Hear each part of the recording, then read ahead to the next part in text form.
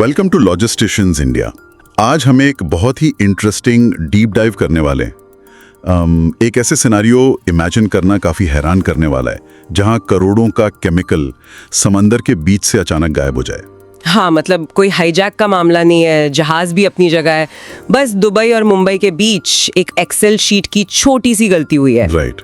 और सबसे बड़ी बात कि कुछ साल पहले तक ग्लोबल सप्लाई चेन में ये कोई बहुत अजीब बात नहीं थी, मंडे मॉर्निंग की एक आम हकीकत हुआ करती थी। बिल्कुल, और इसीलिए आज के इस डीप डाइव में हम एक बहुत ही सॉलिड सोर्स को डिकोड कर रहे हैं। ये क्लैरिएंट आईजीएल स्पेशलिटी केमिकल्स के सप्लाई चेन लीडर का एक विस्तृत इंटरव्यू है।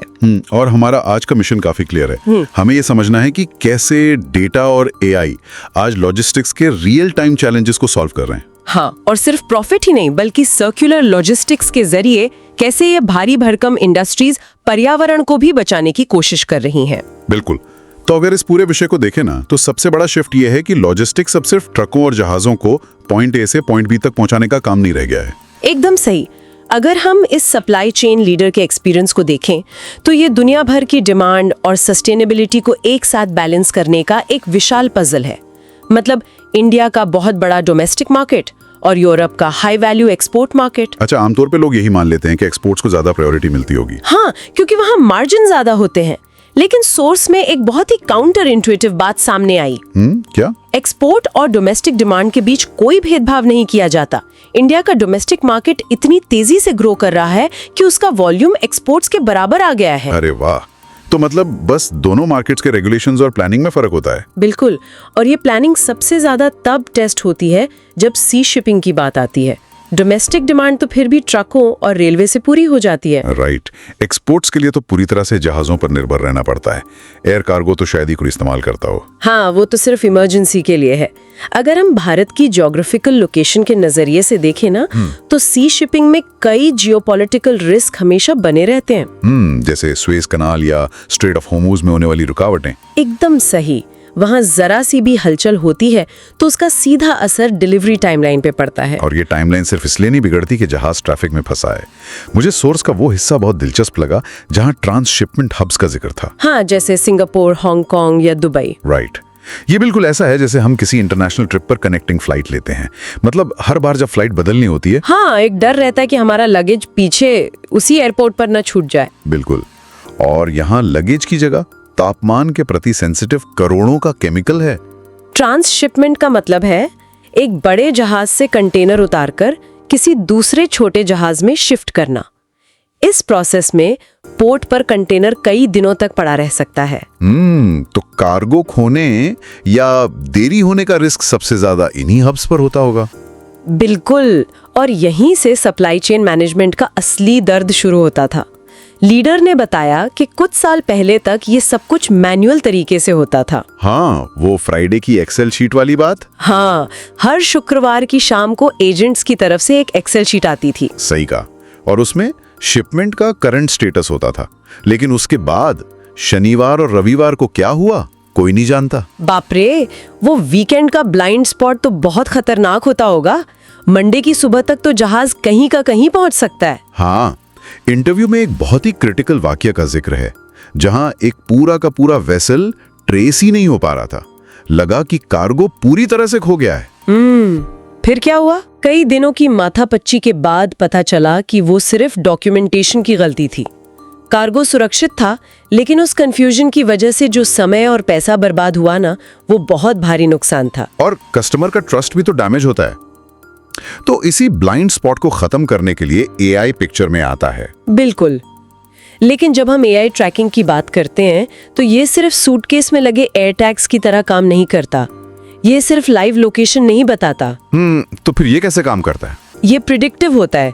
मतलब डेटा एनालिटिक्स से ये पहले ही वेदर पैटर्न्स या सिंगापुर पोर्ट पर होने वाले ट्रैफिक को कैलकुलेट कर लेता है। अरे वाह! तो डिले होने से पहले ही लॉजिस्टिक्स टीम को अलर्ट मिल जाता है और वो रूट को डाइवर्ट कर सकते हैं। एकदम सही।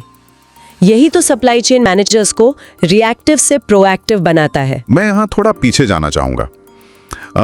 अगर टेक्नोलॉजी मौजूद है जो करोड़ों का कार्गो खोने से बचा सकती है, हाँ, तो फिर हर कोई हर एक शिपमेंट के लिए इसका इस्तेमाल बाय डिफॉल्ट क्यों नहीं करता? क्या एआई कोई जादुई छड़ी है? देखिए, ये पूरी तरह से ROI यानी रिटर्न ऑन इन्वेस्टमेंट का खेल है।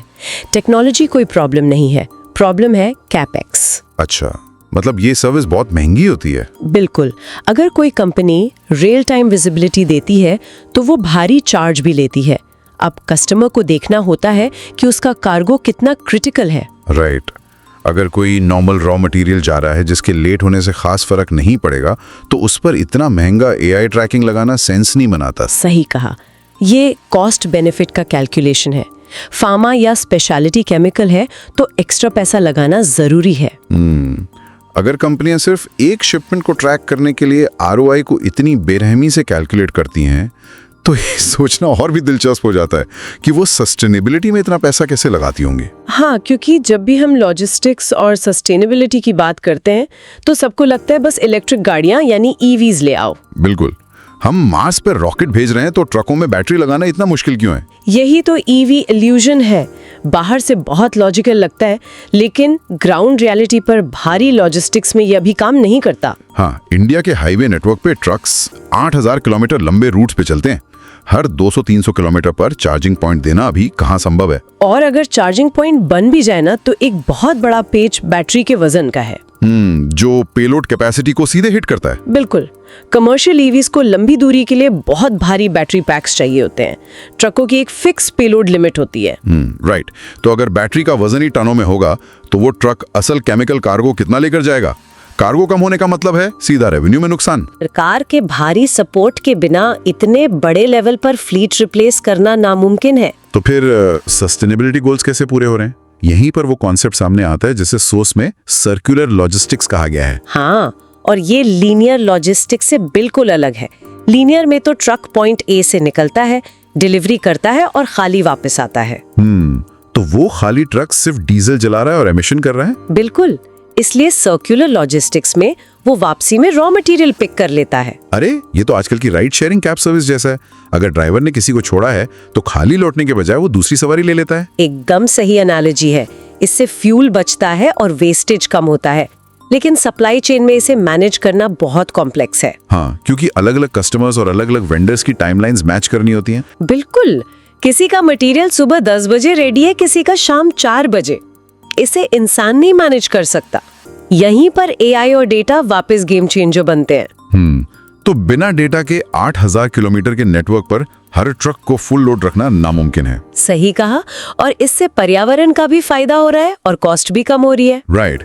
कॉस्ट इफेक्टिवनेस और सस्टेनेबिलिटी तो एक ही सिक्के के दो पहलू बन गए। लेकिन मॉडर्न लॉजिस्टिक्स में एक और बड़ा फैक्टर है, मौसम। हाँ, सोर्स में सीजनैलिटी का जो जिक्र था वो बहुत सरप्राइजिंग था। आमतौर पर हम कपड़ों में सीजनल डिमांड देखते हैं, लेकिन केमिकल्स में भी भारी सीजनैलिटी होती है। जैसे एग्रोकेमिकल्स हार्वेस्ट सीजन पर निर्भर करते हैं। बिल्कुल। और पेंट्स की सेल इंडिया में दिवाली के आसपास ही होती है। हाँ, लोग घर रेनोवेट कराते हैं, लेकिन अब तो क्लाइमेट शिफ्ट की वजह से मॉनसून दिवाली तक खिंच जाता है। और यही सबसे बड़ी प्रॉब्लम है। बारिश की वजह से लोग पेंट का काम टाल देते हैं। तो सप्लाई चेन के लिए तो ये डिजास्टर हो गया। जो इन्वेंट्री दिवाली के लिए बनी थी वो वेयरहाउस में पड़ी रह जाती है। बिल्कुल। होल्डिंग कॉस्ट बढ़ जाती है। क्लाइमेट चेंज अब सिर्फ ग्लोबल वार्मिंग का डिबेट नहीं है, ये सीधे बैलेंस शीट को हिट कर रहा है। तो ऐसे में कंपनियां क्या कर रही हैं? सोर्स में एक बात थी रिड्यूस, रिसाइकिल, रिपर्पस के बारे में। हाँ, वो सिर्फ ट्रांसपोर्ट नहीं बल्कि पैकेजिंग पर भी काम कर रहे हैं। भारी भरकम HDPE ड्रम्स और लकड़ी के पैलेट्स का इस्तेमाल होता है। तो सर्कुलर लॉजिस्टिक्स का फायदा यहाँ भी उठाया जाता होगा। खाली ट्रक वापसी में इन्हीं खाली ड्रम्स को ले आता है। एकदम सही। कंपनी उन्हें क्लीन करती है और दोबारा इस्तेमाल करती है। इससे नया प्लास्टिक नहीं बनता और नया पैकेजिंग मटेरियल खरीदने का पैसा भी बचता है। अरे वाह, ये लॉन्ग टर्म सस्टेनेबिलिटी का बहुत ही प्रैक्टिकल तरीका है। बिल्कुल। तो अगर हम देखें ना, तो इंडस्ट्री शुक्रवार की पुरानी एक्सेल शीट से निकलकर AI और सर्कुलर लॉजिस्टिक्स के स्मार्ट युग में पहुंच गई है। जहां कॉस्ट और पर्यावरण दोनों का ध्यान रखा जा रहा है। हाँ, लेकिन इस चर्चा को खत्म करने से पहले सोर्स के अंत में एक बहुत ही प्रोवोकेटिव थॉट उठाया गया था। राइट। भविष्य की पैकेजिंग के बारे में हम अक्सर सोचते हैं कि प्लास्टिक हटाकर पेपर इस्तेमाल करना चाहिए। बिल्कुल, लेकिन हर ग्रीन सोल्यूशन का एक रिपल इफेक्ट होता है। अगर सब पेपर पैकेजिंग पर शिफ्ट हो जाएं, तो जंगलों की कटाई किस स्तर पर होगी? वो तो पर्यावरण के लिए एक अलग ही तरह की तबाही ला सकता है। सच्चाई ये है कि आज ऐसा कोई भी मटेरियल मौजूद नहीं है जिसकी पर्यावरण पर कोई कीमत न चुकानी पड़े। बिल्कुल। क्या भविष्य में कोई ऐसा मटेरियल आएगा जो पर्यावरण को बिल्कुल नुकसान न पहुंचाए और जिसकी आज हम कल्पना भी नहीं कर सकते? हाँ, ठीक वैसे ही जैसे हमारे पूर्वजों ने कभी आसमान में उड़ने की कल्पना नहीं की थी। इनोवेशन कहीं से भी आ सकता है। एकदम सही बात है। इसी दिलचस्प सवाल के साथ हम आज का ये डीप डाइव यहीं समाप्त करते हैं। मुझे भी बहुत मजा आया इस चर्चा में। अगली बार फिर मिलेंगे कुछ नए सोर्स और एक नए एनालिसिस के साथ। तब तक के लिए कीप एनालाइजिंग।